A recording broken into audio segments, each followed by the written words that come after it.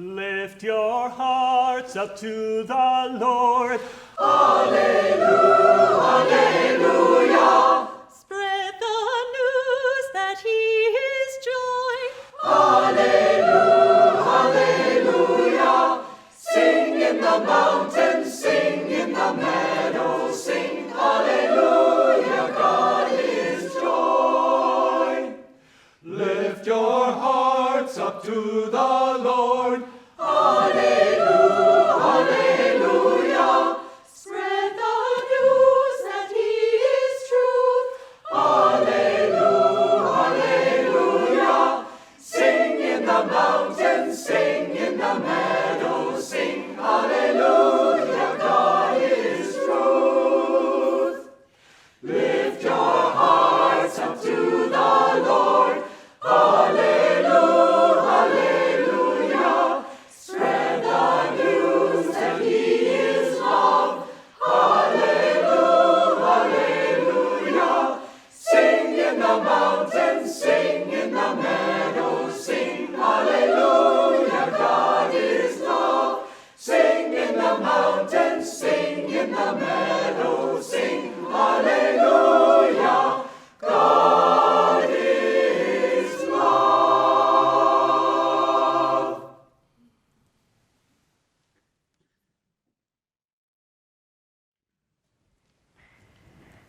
Good morning, everyone.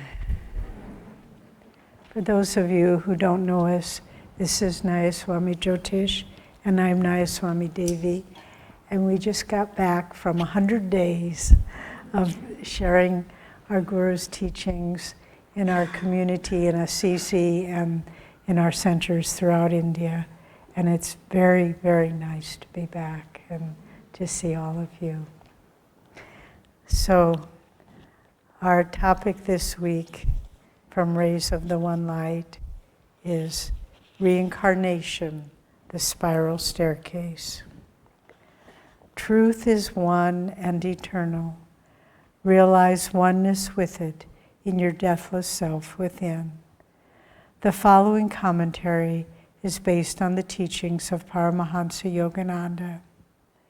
In the book of Revelation, chapter 3, Jesus Christ tells us, "Him that overcometh will I make a pillar in the temple of my God, and he shall go out no more." There is a difference between church dogmas, which are based on reasoned deductions from scriptural statements, and the pronouncements of wisdom, which are based on the inner realization of scriptural truths. Reason, like a train, can only follow already existing tracks of human experience. Human memory, being short, is seldom able to cross back over the threshold of a person's present existence. Biblical references to previous lifetimes on earth are overlooked in the deductive process, and we find them therefore excluded from the body of official dogma. Nevertheless, such references exist. The Bible itself presents them, as does Jesus in this passage, not as an abstract teaching, but as direct, personal perception of truth. In the same way, Krishna, in the Bhagavad Gita, silences Arjuna's reasonable doubts on the subject, not by reasoned argument, but by the frank statement contained in the 4th chapter of that great scripture. Arjuna, you and I have passed through many births. I know all of them, though you, O chastiser of foes, recall them not. Thus, through Holy Scripture, God has spoken to mankind.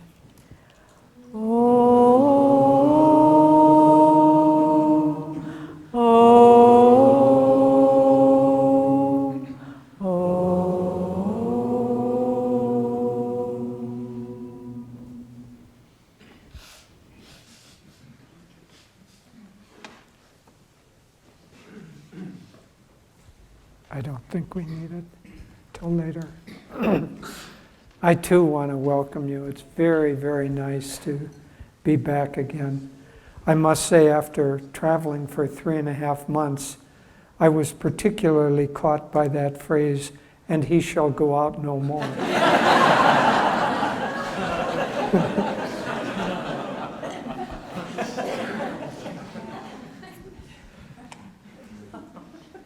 This is Whispers from Eternity, which are prayer demands by Yogananda.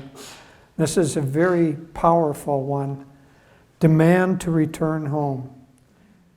Impediments beware, flee my path. I am homeward bound. Through the long corridors of time, stumbling often into the pits of error, then lifted out by thine unseen hand. I have walked painfully, discouraging darkness, barbed wire fences of habit, stony embankments of indolence, mountains of indifference, means of unfaithfulness. Sirens of sense longing may stand even now in my path, as if to prevent my onward march to thy palace. But it is but 1,000,000 kingdoms and sextillions of years, unblemished worldly happiness will never tempt me again to turn away from thee.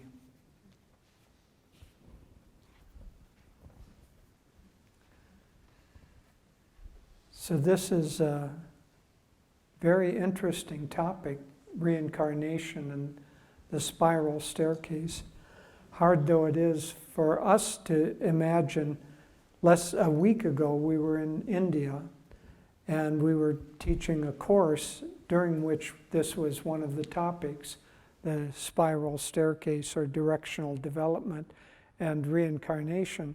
There was an audience about this size in the room, and I asked them, how many of you believe in reincarnation? So I'll ask you, how many of you believe in reincarnation? Well, we Anandites are Indians at heart. Because I think if I asked this in another group of 150 people, I wouldn't get 98% of the hands raised up. But indeed, Master said that let me back up before I say what Master said. Part of the great scriptures of India, one of the great understandings is what's called Sanatana Dharma, the eternal righteousness or eternal religion. And it's beyond religion. We think of religion as, Christianity or Hinduism or Buddhism or something of that sort. But if something is eternal, it predates religion, predates the planet, predates even the universe. So if there's an eternal righteousness, then that predates any expression of it whatsoever. Well, one of the elements of that eternal rightness is that there is a consciousness, God consciousness, which creates everything, becomes everything in the universe. And our destiny, being created by that consciousness, is to return to that same consciousness. And so that expression outward and then the return back to that which expressed it is, one might say, the whole drama of incarnation. In fact, in the Vedas, they have the day and the night of Brahma, Brahma being a term for the creator. The day of Brahma is when there is an expression of a universe. And like a dream, you have a dream, and then that dream withdraws back into the consciousness of you, the creator of the dream. And then you have another dream. Well, the dream is the day of Brahma, but that same energy returns back into your consciousness in the night of Brahma, you being Brahma in this instance. So that kind of tidal movement of creation and then withdrawal of it, but we're a part of all of that. And so our being created, are coming into an existence, coming into a consciousness that is outward, and then returning to it. That is the essential drama, and all true religions have an expression of a particular path that appeals to a particular group of people to make that return journey back home. Well, we're all on that same path also, the path of reincarnation. Now, coming back to what Master said, what Master said is that process takes far, far too long to accomplish in a single lifetime. And therefore, we need many, many lifetimes in order to make progression. And how long, how many lifetimes? Well, as I asked Swami that one time, and he said, better not ask. In the scriptures, it is said that imagine a vast lake, and every 100 years a bird of paradise comes and takes a single drop from that lake and flies away. And then 100 years comes. There's no evaporation in this lake, unless you think there's an easy way out, you know. He comes again and takes a single drop. And finally, after eons and eons, that lake is empty. And so it's a very, very long path. But gradually, we progress through certain stages of consciousness. Another way of thinking of this is that, let's say that you dream at night and you really enjoy your dreams. Well, you get to have as many dreams as you ever want to have. As long as you're enjoying them, have another one. You're enjoying it, have another one. Even if you're not enjoying it, even if you're having a nightmare, still, if you're engaged, really engaged in that dream, have another one. So we have nightmares, we have wonderful dreams, we have nightmares, we have wonderful dreams, and it goes on and on and on until we finally become disinterested with that whole process. And then gradually, as the consciousness evolves, we get to the point where we have had enough dreams, enough experiences, enough ups, enough downs, enough we have it, we don't have it, enough we want it, we don't want it. All of that duality goes on and on until we finally achieve everything, because the mere desire to achieve will draw us on to want something else. Master said that it's like the motion of a wave, that there's an up where we're happy, there's the wave crashes where we're sad, or in this case there's an up where we achieve something, and then a down where we lose it, and then the wave rises again. And Master said that in between that rise and fall, the ocean itself, as long as we're caught in that motion of the wave, the trough in between, we're bored. And so even if we've achieved something, we become bored, and the momentum of wanting drives us on to want something else. And it'll be something new, or it'll be a continuation of what we have wanted. Maybe we want money, and we get very rich. But we aren't the richest person in the world. We're only the third richest person in the world. Well, if the desire draws us on and on in that way, then we'll keep after that same goal. Well, that process finally ends not by becoming the richest person in the world. Because then we say, oh, well, I'm still not happy. Obviously, money didn't do it. Power, that's what I need. Power. And a few hundred incarnations, that bird coming every 100 years. And now we're after power. And so it goes on and on and on until finally we become bored with it all.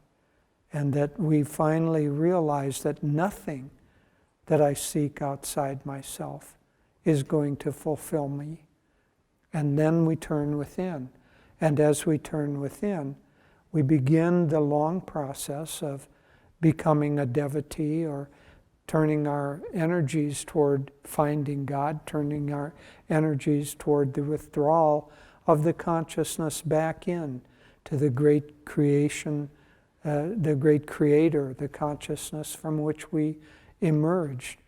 And gradually that becomes stronger and stronger and stronger until all of the desires that we have, all of the things that drive us on, the unfulfilled seeking, they all begin to wane, and we no longer are interested very much. And then finally, we get toward the very end of the process. And toward the end of the process, it's very interesting, because at the end of the process, we have really no more aspiration for anything in the world. And that's what Master's beautiful prayer demand was saying, is that no matter what, I've had all these experiences. Now, the only desire I have is to come home. So the most important thing of all is to keep that aspiration strong. Because even when that aspiration is very strong, still the tendencies of the past, the tendencies of wanting money, the tendencies of wanting power, of wanting fame, of wanting this or this or this, those tendencies, those karmic tendencies, still have a little echo to hold us, saying, well, wouldn't it be nice? And we might be going along, and all of a sudden the karmic conditions, as Master said, or Swami said, there might be a karmic desire in our mind, in this deep subconscious, for fame. So that desire for fame, we haven't yet released it. Well, here we are, we're all in this together, and we're all here at Ananda, and nobody really wants to become famous. That is all behind us. And then all of a sudden, the karmic conditions get just right when, I don't know, you're walking down the street and somebody says, you're perfect. I've been looking for somebody to star in the new blockbuster movie, and your face is perfect for that. You're the one. Now, if that happened, if there's that deep subconscious unfulfilled tendency to want to be famous, you would say, oh, that sounds wonderful. But if it's fulfilled, you'd say, are you nuts? So most of us would say, are you nuts? But if whatever is there in the subconscious still lurks there to try to pull us back. So the real question is, how do we get out of this?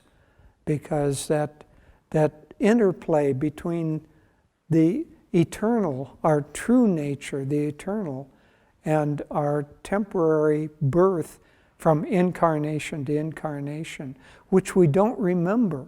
Why don't we remember? Well, Master said, because it'd be too easy. If you remembered all your past incarnations the way Krishna does, it'd be too easy. You'd say, well, that didn't work, and that didn't work, and fame didn't work, and you're done. But it's kept from you. And so there's this long drama. Just about a month ago, we had a very interesting stay along the banks of the Ganges. We have a friend who, actually this person's sister has this place, so we were staying there by invitation. And it happened to have on it a cottage where Ananda Ma used to go. And she would stay there sometimes for months at a time. And Devi and I stayed in that cottage, which is now a little guest room. And it was very beautiful. And we went out and meditated on the banks of the Ganges. And I had a very interesting experience. I was thinking about meditating, and I was looking at the Ganges, and it struck me that the river, the banks of the river itself, the flow of the river, was the same as when she was there, maybe 100 years ago, or nearly that. That really, maybe a rock or two had shifted, a little bit had changed, but essentially it was the same. And that same banks, that same river course that was there 100 years ago, was there 1,000 years ago, and 10,000 years ago, and 1,000,000 years ago. And so that river course is eternal, or virtually eternal. Certainly for our lifetime, you could say it's eternal. And yet, the flow of the river itself, the drops that I was watching go by, none of those were ever there before or will ever return again. And so that interplay of the permanent and the impermanent, well, none of the thoughts that we have, none of the experiences that we have, none of the desires that we have ever been exactly that way ever before. Nor will they be exactly that way ever again. And yet we become attached to them, and we want to hold on to this, and we want to freeze that river in place. And if we could freeze that river in place, it would no longer be a river. It'd be just some suspended animation thing. And so life moves on, experiences move on, but we have the choice between wanting to be the passing experience or the eternal. And as that desire to be the eternal grows stronger and stronger, then that is, and until it becomes the whole of our desire, that we really don't have any other aspiration, then honestly, that's where most of us are right now. Even then, there are old karmic patterns that are kind of like echoes, but it isn't going to hold us very long. So how do we really achieve what we're trying to achieve? Well, really two things. One is to keep our aspiration, our desire for God, strong and powerful. That's the most important thing of all, because what we aspire toward, what our direction is going toward, is going to determine where we go.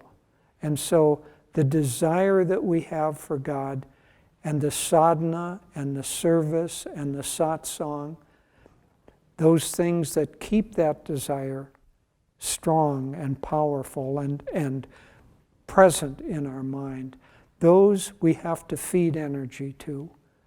And so, and we are all doing that. But I'm just reminding each of us, reminding us of our soul desire to merge with the infinite once again. And so all of the things that keep that strong, that aspiration strong, put your energy in, do your sadhana, because there will be, always we will be on the edge of a kind of a push-pull. There will be a desire in the mind for reaching toward God, and there will be, as Master listed all of those things, the mountains of indifference. There will be a mountain of indifference that says, why bother? You need to rest a little longer. Sleep this morning. You don't need to get up for your sadhana. Why bother? You don't need to go to that work day. You've done enough. There'll be something just pulling us back. And we rationalize it, and there we are. So keep that strong. And then, keep the aspiration strong. And then the other thing is that when those karmic tendencies arise, try your very best to say, I do not want this. I give it to you, God. I do not want that. I give it to you, God.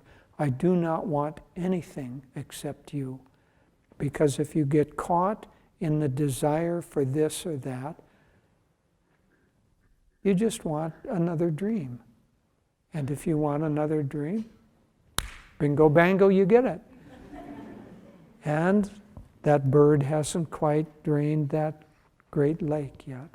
But all of us have a very, very precious and sacred life in this time. It's very, very hard to have a life where you have the aspiration, the dedication, and then you have the gift of a great God-knowing guru, and you have the support of others who share that same dream and that same aspiration. So let's all of us try to make a resolution to have this particular dream be our last one, and that we wake up.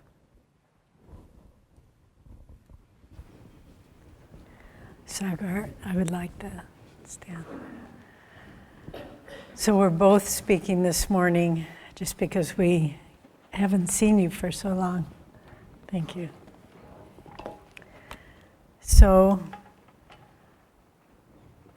I'm standing here this morning because nearly 100 years ago, a young man got off a ship in Boston Harbor. And his name was, at that time, Swami Yogananda. And he came from India.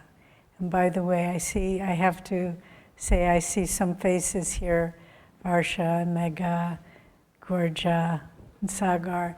And I bring greetings and love from mothers and brothers and fathers, and they all had tears in their eyes and said, please give them our love. So that man set foot on Boston Harbor, on the dock of Boston Harbor. And why did he come? It was 1920, very strange time. The Prohibition, Roaring 20s, about to be the Great Depression, and wars, many, many wars. But he came, in part because his line of masters, Babaji, Lahiri Mahashaya, Sri Yukteswar, said, you are the one. You are ordained to come to the West and begin a world mission. And next year we'll celebrate that. But it wasn't a mission to the West. It was a mission to the world that began in the West, because part of his charge was to unite East and West. And before he came, it's a fascinating story you read in Autobiography of a Yogi. He had started a school in Ranchi, and to get away from his growing flock of literally thousands of young students that had come, he went to a little attic room to meditate, a little storeroom to meditate. And before him, he saw all these faces, and their skin was lighter, and their hair was lighter. And he said, Americans, surely these must be Americans. He had never seen them before. This was a vision that had come. And he said, I feel potential saints calling me from the West, and I must go. And he left that day, he left his school and began the journey to the West, which is why we are all here, which is why Ananda exists, which is why this Temple of Light exists, because he came. And he came for us, and he drew great disciples, great. Rajarsi Janakananda, who achieved full liberation, a saint of many lifetimes, and Sister Gyanamata. And they didn't know anything about Eastern religion. They were raised in the Western tradition of Christianity, but their souls had evolved to such a level that at the touch of their master, they forgot, or they transcended, I should say. They transcended, oh, I am from this culture, I am from this religion, and their souls expanded into knowing there is only one eternal truth, and it exists everywhere and at all times. And he came for you and me as well. But I want to read just a few brief passages from his foremost woman disciple, Sister Gyanamata. If you haven't ever read her book of letters, God Alone, treat yourself. One of the most profound books of spiritual wisdom and teachings. And interestingly enough, she came from a Christian tradition which doesn't emphasize reincarnation, but she knew reincarnation and she talks about it. This is a letter to Yoganandaji. My Divine Master, I have never been deeply concerned because I do not remember my incarnations. I am the essence of them all. Surely this is the most important memory. I would like to have a feeling of continuity. You gave it to me once by saying that I had meditated a great deal in my last life. I felt a thrill of joy because you tied those two lives together and made them one.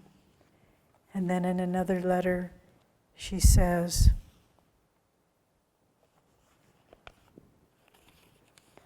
this is a letter to a sister disciple.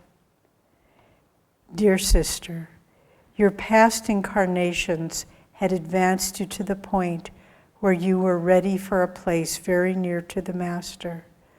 Are you willing to, this was a woman who was having troubles, had written her, are you willing to sink permanently below that level, to sell your divine birthright for a mess of pottage composed of temper and self-will? The only real pain, the only real joy there is, flows from within. We cannot enjoy what others are. Let us press on, accepting either praise or blame as it comes, until we have become those, quote, whose conquest cannot be conquered again. With loving God and Guru, Gyanamata. So, when we come to the question of reincarnation, Jyotish began by asking you if you believed in reincarnation. Well, I, for one, don't believe in it because I don't want there to be any more incarnations.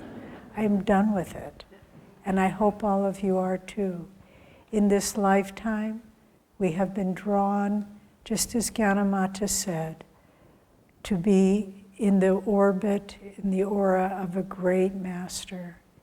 Whatever we have done in the past, we have great karma to have found to come to the shores of this great master who has promised that he would, those who stay till the end, he would bring them to God.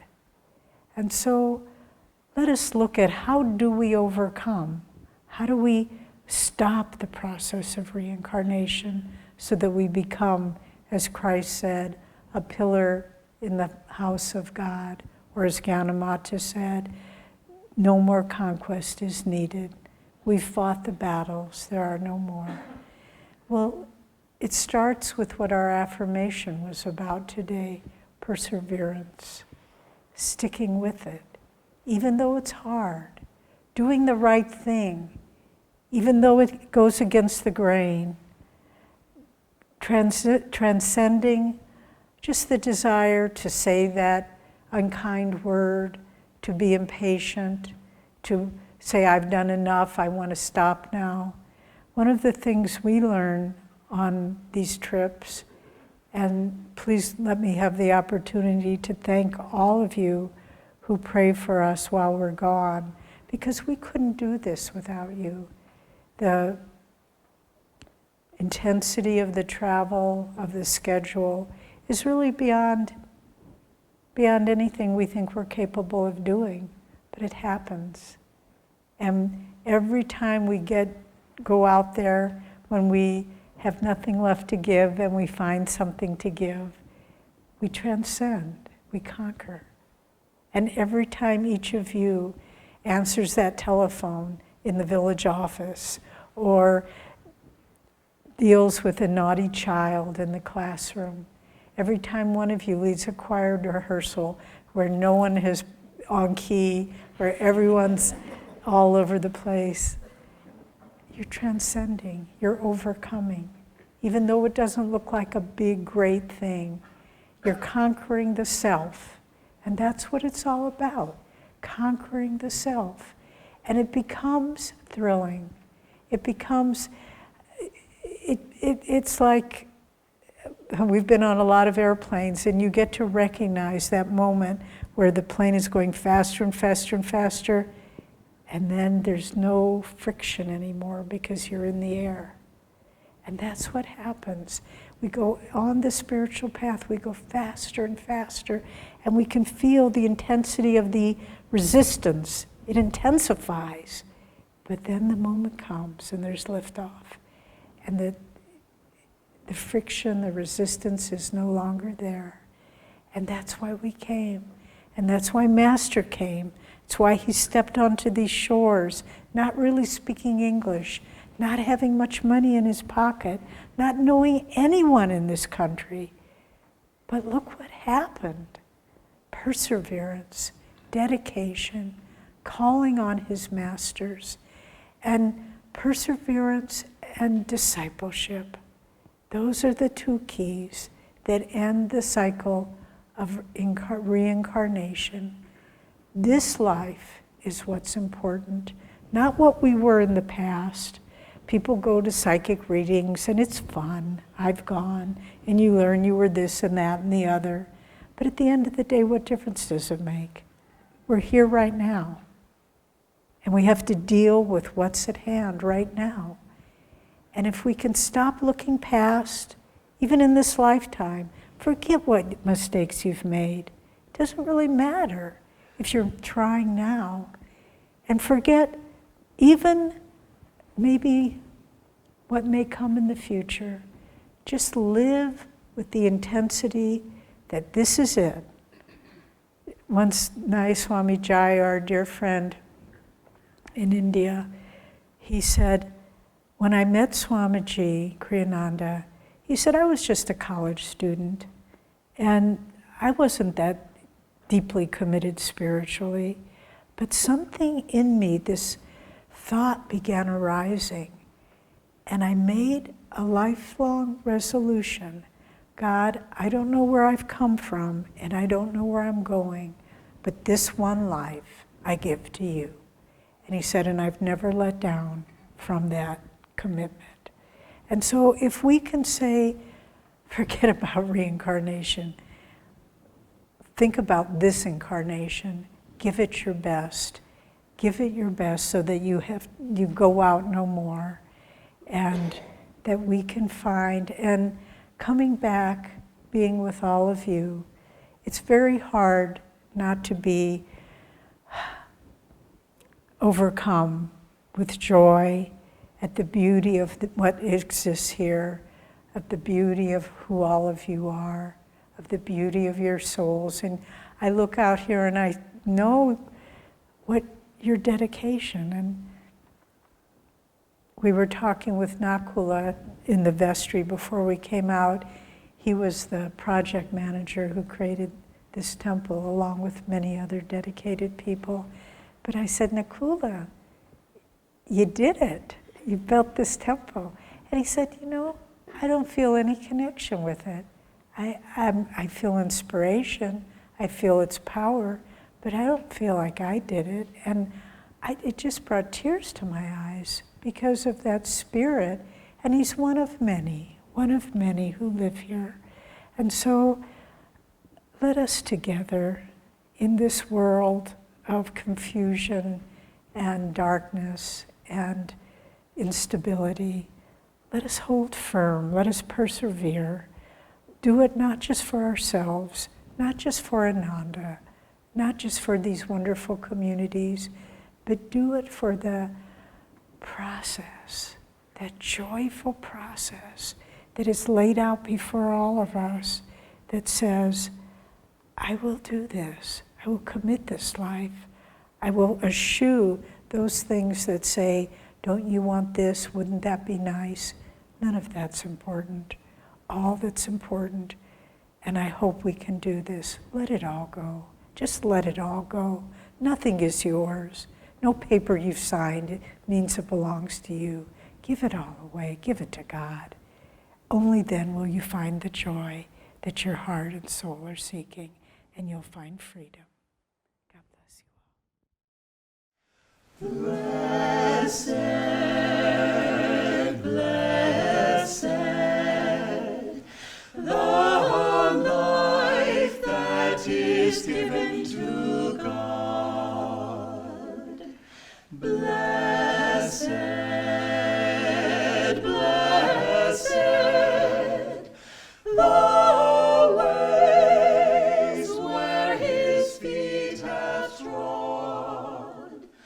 All the joys that human heart can know, may his love on you bestow. May all dangers from your path be moved, all delusion by his truth disproved. Blessed, blessed, the life that is given to God. Blessed, blessed, the heart open to his love. Blessed, blessed, the light that shines from above. All the wealth for which man ever schemed, all the beauty ever dreamed, all the